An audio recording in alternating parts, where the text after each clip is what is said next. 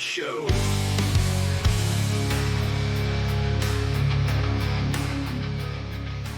Welcome to the Josh Dillard Show. I am Josh Dillard, and we are here in a prestigious, amazing 649 centimeter square foot shed. We're not in a hotel room anymore, so we've upgraded. Things are looking great. Our sound quality is sounding amazing, and we're here to kick off. What I'm going to say now is going to be the most prominent comedy show of all time, minus all the comedy shows of all time. I'm here for a rant. I'm pretty peeved. I went on like a 25-minute rant before this. I set all this stuff up. There's not much to set up, but I set this up, and then I went on a rant. I was talking greatness, guys. Greatness. And I look over at my red light, and it wasn't on. So, zero recording, and that really peeves me off. So, we're coming out strong. We're coming out real strong about what we want to talk today. I have some treats for you guys, some nuggets, some Denver Nuggets if you're last year's champion. Can we talk about that real quick? Last year's champion, Denver Nuggets, first time ever winning a championship. Are you kidding me? Are you kidding me? That's like a man transitioning. We need to celebrate. We need to celebrate. That's like going to Fuddruckers for the first time with two girls debating on whether you're going to date which one.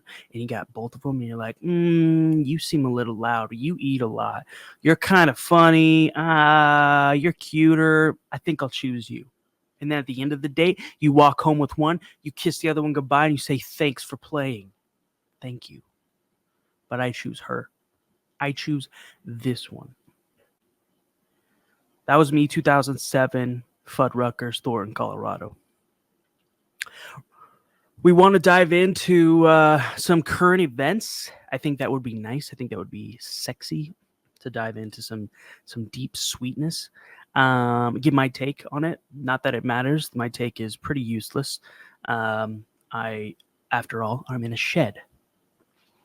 And then I also want to just rant a little bit. The show's going to be rant central. So if you can't handle that, go watch Call Her Daddy, where everyone just stares at the beautiful blonde and pretends to have fun and talks about their pedicures and the last man that they slept with. If I wanted to hear about the last man someone slept with, I would just talk to my dad because he's gay. And I know it's his husband. So it wouldn't be much of a conversation. The state of today is pretty bleak. It's pretty dreary. People are wondering what's going on, right? You got people saving their money. They're putting it in stocks. They're putting it in bonds. Recently, I am putting some stuff in life insurance. I know that's not, I know people don't understand what life insurance is. Obviously, it's for your life. But what can it do for you, right? What can it do for you? Everyone's like, that's a scam. That is total, Dave Ramsey says no. Back off, Josh. Save your money. Get out of debt. Ride the undebt boat. Because the ocean is full of debt and you got to life save it. You got to save yourself on a life raft on top of the debt water. But on top of that water, too, is like a little canoe, right? That little canoe is that life insurance. And yeah, it may not be a big ship, and it may not be the Titanic before it sank, and it may not be the caravan cruise ship, Mediterranean cruise across Cuba and Florida and St. Louis, whatever that island is down there. It may not be that, but it is a canoe, and I'm learning about it. And if it is a scam, I'm embracing that scam. Sometimes you gotta jump in on scams. Sometimes you gotta love those things. Those are life lessons. If you don't have scams in your life, what are you doing? It just means that you aren't living. If you don't have scams in your life, that there's no risk. You're not risking your life. You're not risking your fortunes. You're not risking your time. You're not risking your spouse or loved ones. Whatever, however you want to take that. You're not doing enough if you're not entering scams.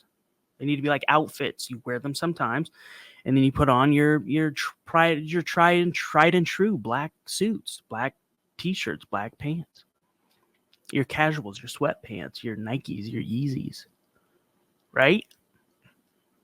You got to do scams. If you're not into scams, get off the show. Go Be a Joe Biden fan. If you're not into scams, go vote for Kamala Harris. Guys, it's getting nuts in the political world. I want to touch on that. I want this podcast to have some flares of that. I want to have the pipeline to tap into that. But I don't want this whole thing to be political, because the people who live this political nonsense, I've worked with them. I've been in conservative media for like 4.5 years. It's torture. It's brutal. I have stories. I have marks. I have burns. I have scars. I have a full back tat that says Trump 2020 from the mistakes that I've made. It's brutal. Washington, D.C. is a demon house. It's hell. It's Hades on earth. And anyone who lives there should wash their hands daily, because you have blood on them. You have blood on, even if you're Starbucks, even if you work at Dunkin' Donuts, because Dunkin's huge over there. Even if you're employee, you clock in, you come in at 8 o'clock, you unlock the door, you walk in, you start brewing the coffee, you take the donuts off the tray, you start baking other stuff, you wipe the windows down to make sure they're clean, you flip that sign and says, it's open now, and people start flooding in.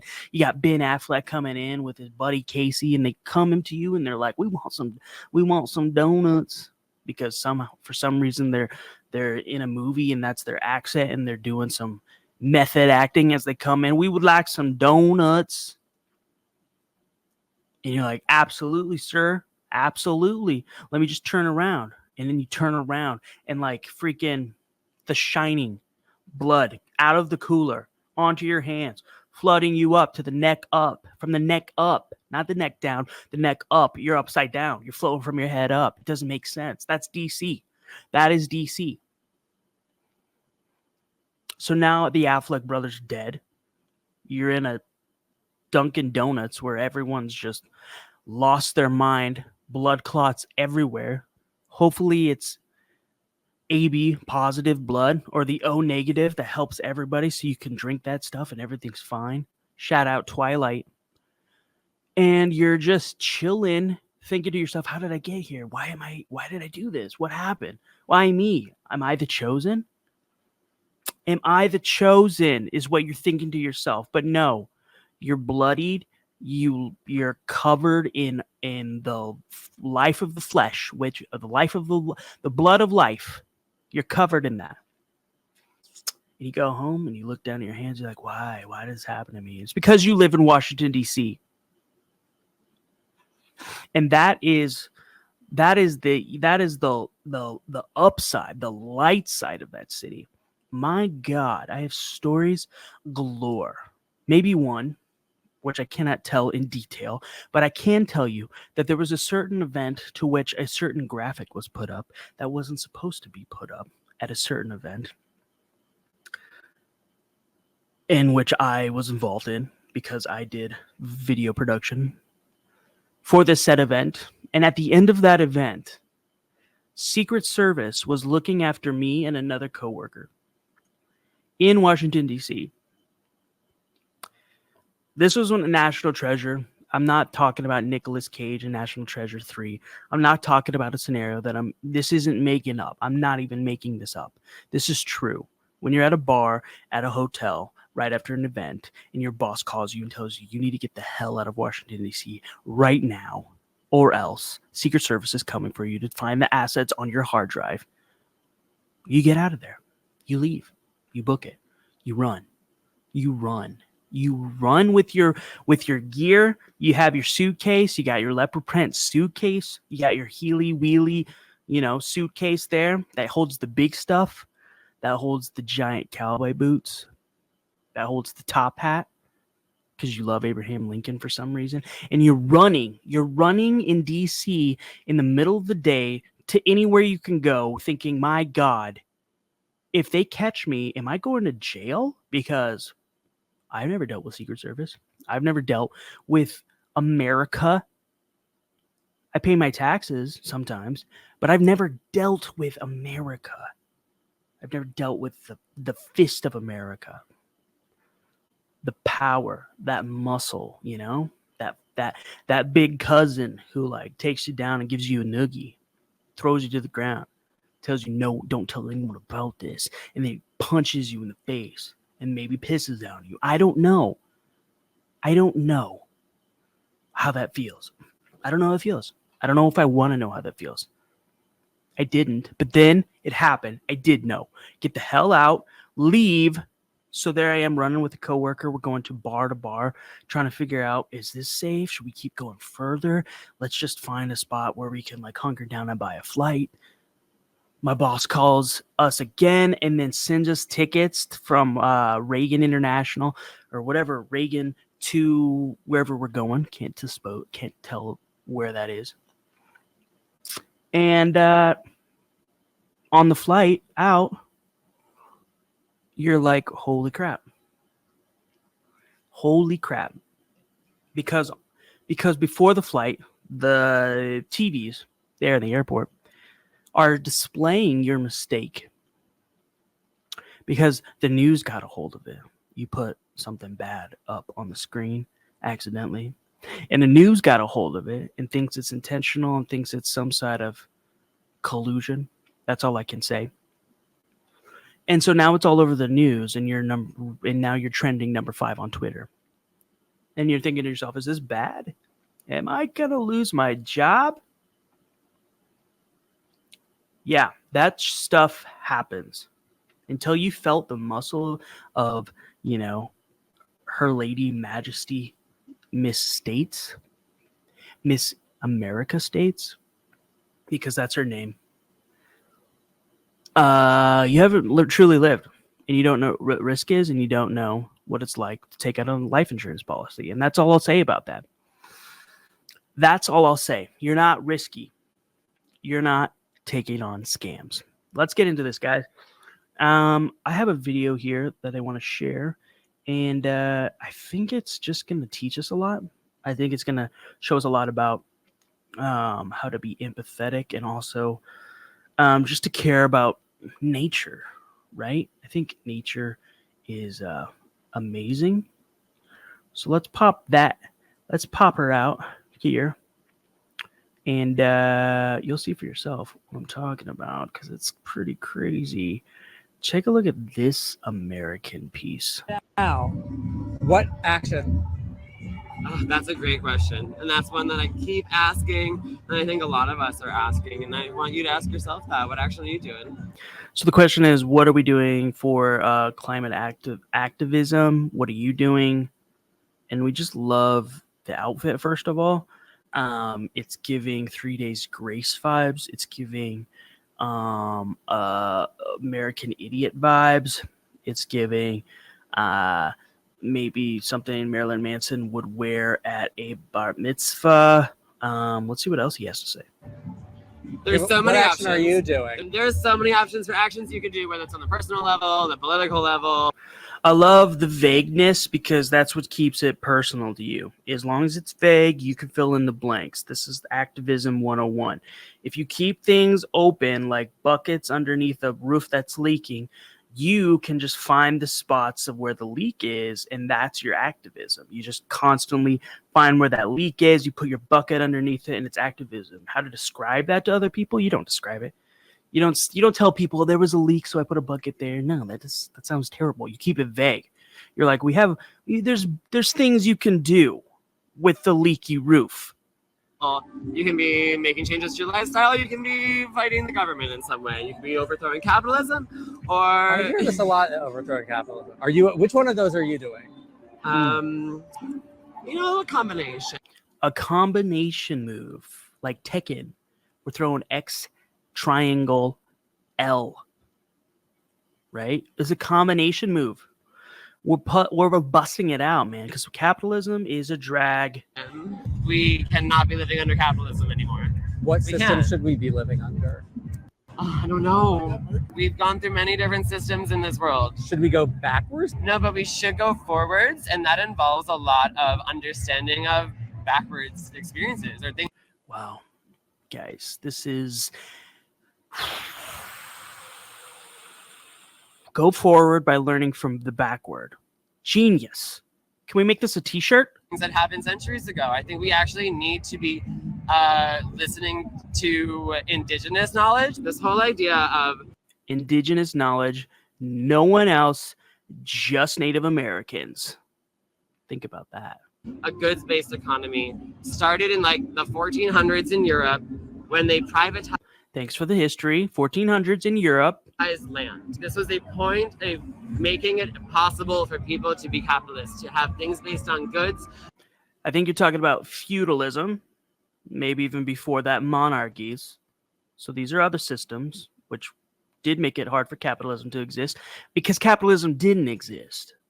So it's like that plane didn't fly in 1400 because the plane didn't exist, nor did the architecture for that plane, nor did the ideas on how to build that plane. So it didn't fly.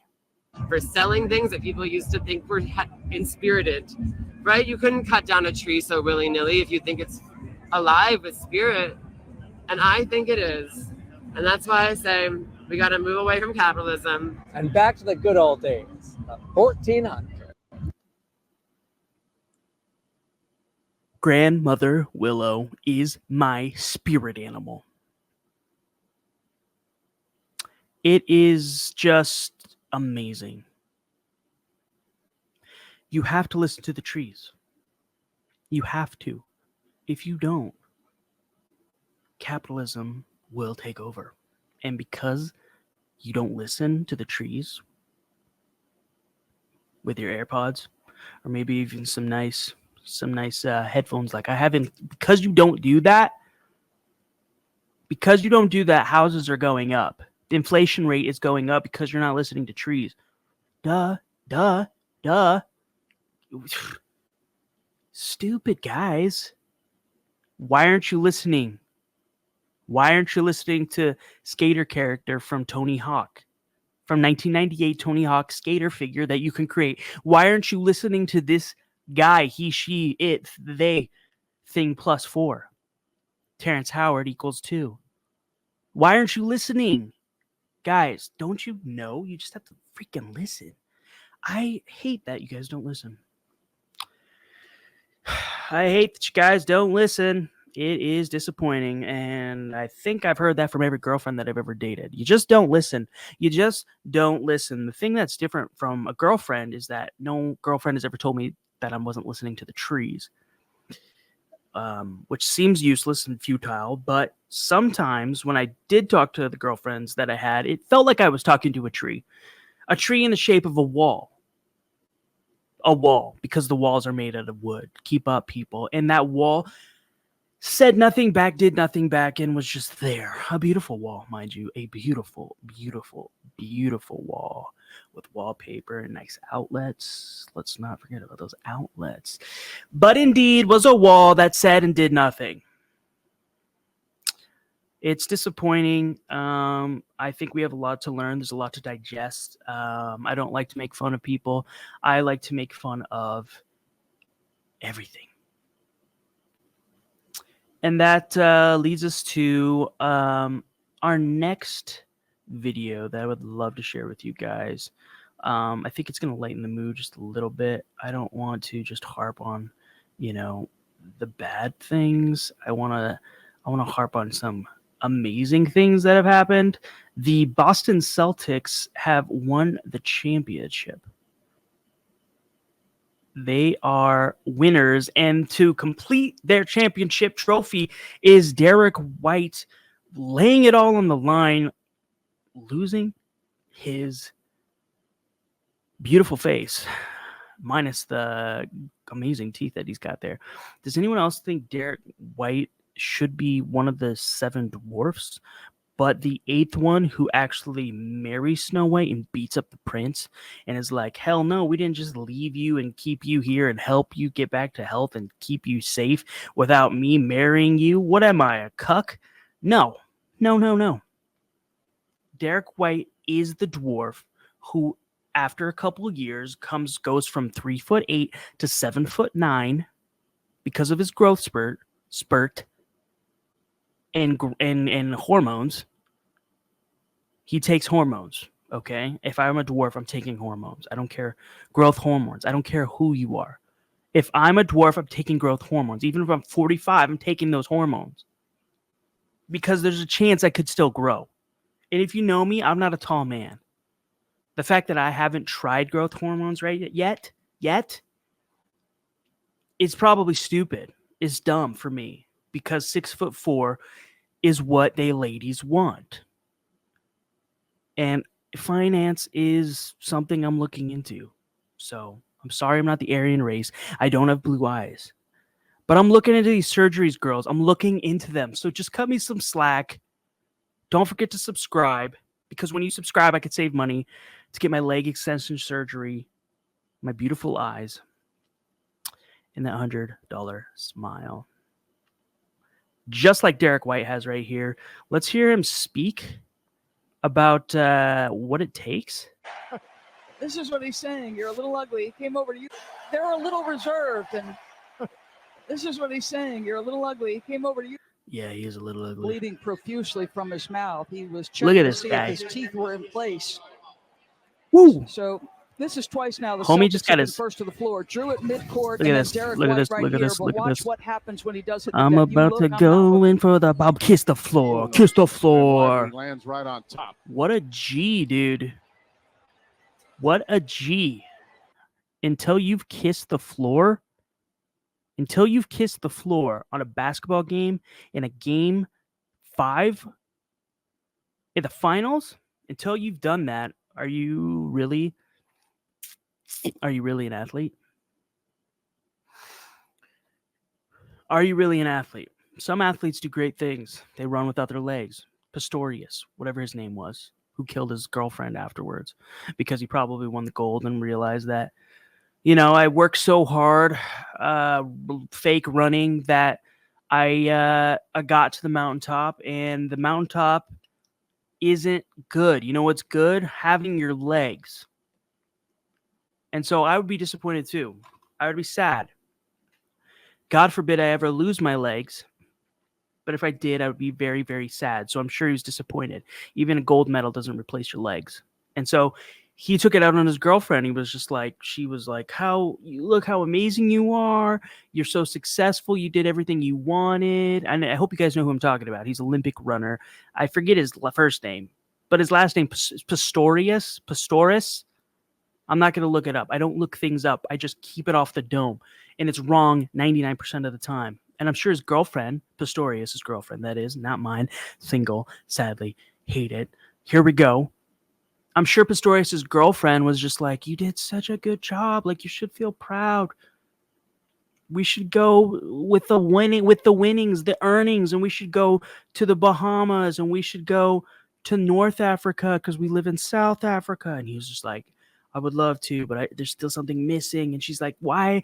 You have me. You have gold medals. You have a mansion. Why are you so upset? And it's too much. It's too much. Like, just shut up.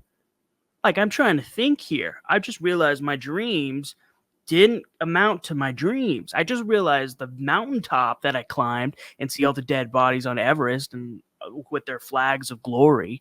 And I beat them and I made it to the top, and it's not enough.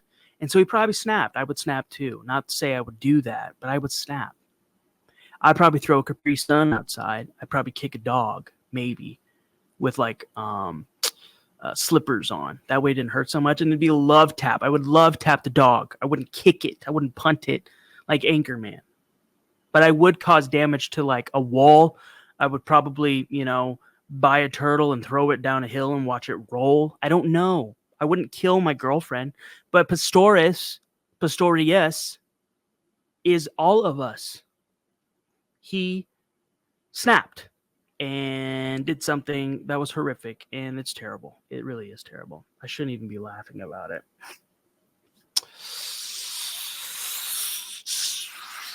So we're not going to laugh about it anymore. But Derek White is a baller. I'm glad that the Boston Celtics won. I was hoping that the Mavs would win because They beat the Timberwolves. We beat the Nuggets, and the Timberwolves just destroyed the Nuggets. It was terrible. It was awful to watch. Michael Porter Jr. is a favorite of mine, but he played like a WNBA player that's complaining that Caitlin Clark just showed up and doesn't know how to block her and doesn't know how to make a three-point shot and is sitting on the bench next to the mascot, debating on whether he should become the mascot next year because the shot is so bad. I don't know if Michael Porter Jr. took a page out of his brother's locker book. You know, the one that he was betting on. The one that got his brother kicked out of the NBA because he was betting. It was a terrible, terrible thing. You don't bet on your team, especially when you're a two-way contract. I mean, you're not even fully in the league. At least fully get in the league and then start betting. Or at least start like putting bets on other people, giving money out to other people so they can go to Vegas and make bets for you. Like, you made it so simple. You did such a stupid job of betting. You work your butt off to get into the NBA. You play college, you play high school, you play 2K. Every time you're not playing basketball, you sacrifice girlfriends, you sacrifice jobs, you sacrifice those parties, right? Those good ones too, right? The ones with kegs everywhere, 200 people show up and you're doing Jaeger shots with every single one of them, and you end up passed out by a tree in the back and have to go to the hospital because you have alcohol poisoning. You miss out on those types of parties. So you could play basketball, and then you get to the league. You get to this prestigious league, and they're like, you're pretty good. We're going to give you a chance. One shot. Do not miss a chance. Do not let it blow. Eminem. And then you go. You're on a two-way contract. Two-way contract sounds like you're playing two ways. And it is, for those of you who don't know, G League and NBA. So you could be tossed about back and forth. You know, like a side chick. Not that I would know. But you're tossed about, and then you get in, and it's your chance, and you're riding that bench, and you're thinking to yourself, I'm making what, $75,000, $200,000 a year? Actually, probably a little bit more because the league minimum I think is $500,000, $400,000. I'm making league minimum. It's not $1 million yet, but if I play my cards right, and my buddy Nikwakwa, that's his name, Nikwakwa, stage name. He's like, bro, I can get us a sick bet if you just pretend to lose, if you fake your injury, or let me know when you're actually injured, and I can just put some money on the under. I'll put some money on you not scoring so many points. And homie's just like, that's easy to do. I don't score as much as my brother anyway, so let's make some bets. And he goes out and he does the dang thing. He goes out, he does the damn thing. And he ruins his career, and you do it in the middle of the playoffs on a back-to-back run for the Denver Nuggets. And so your actions are just for yourself, right? They're just your actions, but the actions speak louder than words, and those words affect other people, and those other people take those words, and they put them in their head, and they can't shoot threes. And that's what Michael Porter Jr. did. He took those words, he took those things, and he could shoot a three to save his brother who was incarcerated life. I think that's harsh.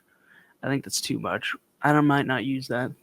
I love Michael Porter Jr. I met him at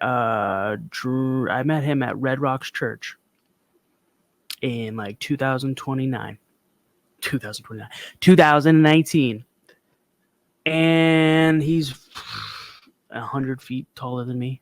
Standing in front, I can't even watch the pastor. I can't even see the Sunday service because MPJ's there, and it was when he was a rookie. So whenever that was, a few years back, and I asked him, I was like, hey, man, who do you play for? Because I didn't know. I was stupid.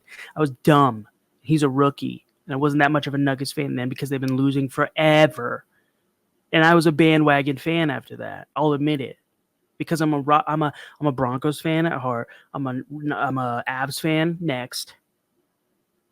And the Nuggets have just always sucked. So it's like, I ain't rooting for you. I ain't rooting for you unless, like, Michael Jordan comes back out of retirement again and decides to score 29 average a season. I saw the dude. I was like, where you play for? He's like, Nuggets. Actually, he didn't even talk to me. His buddy who was with him was like, he plays for the Nuggets. And I'm like, oh, snap. He's got an entourage.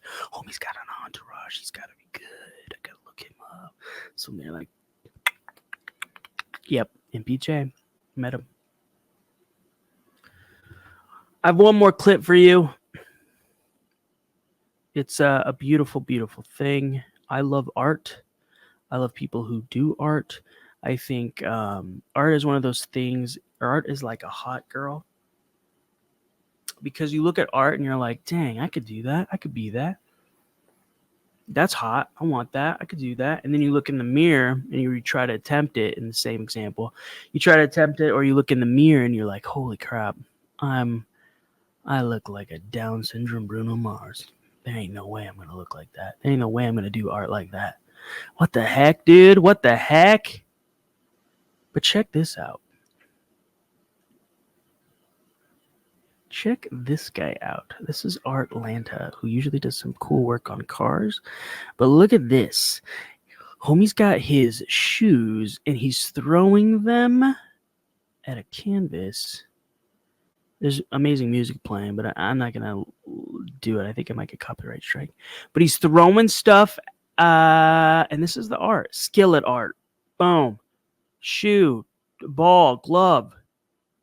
Amazing. This is amazing. If you can't see this, there's a canvas with shoes being dipped in paint and then thrown on the canvas, and he is truly a modern day Andy Warhol. Sold for $472,000. This is the state of America. If you can create absolute garbage from garbage and put more garbage on there, paint it, spend $5, $10, $15 tops, use old shoes that you've never worn, go to thrift store and just grab whatever's on the shelf and throw it at a canvas, dip it in paint, throw it on that canvas, and then sell it for $472,000. You are an American. Welcome, illegals. Welcome. You have so much to look forward to. If you don't have a green card, get yourself a canvas because it's going to be worth something. For those of you who aren't artists, and you're more in the management role, you're more into that car dealership, you're scamming people at the dealership, you're throwing some sweet financial numbers at them. Yeah, you can get this Geo Metro for 13%. For those of you who are doing that right now, I applaud you because you're making more money than I am. My buddy does this. He's a defiled human being. You too can make art. For the price of $30, throw your shoe at a canvas and sell it right next to your car. 2-for-1 special. In fact, you could do the sign outside your dealership. Just take your shirt off, dip it in grease, slap it on a canvas, throw it up there. You're a winner. You're a winner in my book is what I mean. I don't look down. I don't look down, guys. I don't want to look down. I want to look up. I want to look forward. I want to look towards the aspirations. I think illegal immigration is terrible, but if it's going to happen and people are in here in the country, we might as well make it the best place to be, right? Right? And how do you do that? You bring Blockbuster back. You bring Cinzetti's back, if you know what that is. You bring Chuck E. Cheese and Toys R Us back so people have hope. Because now we have 12 million new people and people need hope.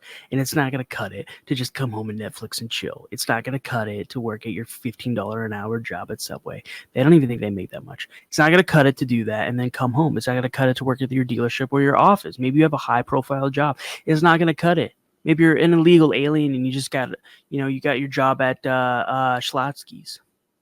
You're feeling really good because half your check is going home. Well, that other check, instead of buying a house, buy a canvas. Buy a canvas and throw a shoe at it. Why? Because that's a scam. And you have to have the courage to participate in scams. If you are a new American citizen and you're illegal, this message is for you. Embrace the scam that is America because we all are doing it too. And if you're an American citizen, you better buckle up because things are going to get freaking shaky. Embrace the scam. Start selling stuff. Sell your Nintendo 64 cartridges because who knows? In 10 years, those things are going to be probably what our money is backed on, because it's no longer on the gold standard and the petrodollar is dead. This is Josh Dillard from the Josh Dillard Show. Thank you for listening. We will be back. Thank you. Check out our YouTube channel at Josh Dillard. You can find the Josh Dillard Show on YouTube, and check out for, as this thing keeps rolling, check out for new sites. Patreon's gonna be put up here soon. Other things, merch ideas. I'm thinking some cool stuff. I want this thing to be fun. I want it to be enjoyable. So if you have suggestions, tips, you don't like the shed, you think I'm too dark, let me know those things. Let me have it. I need those. Nothing is offline. Nothing is off limits. I know don't have a face for TV, but we're doing it. Peace.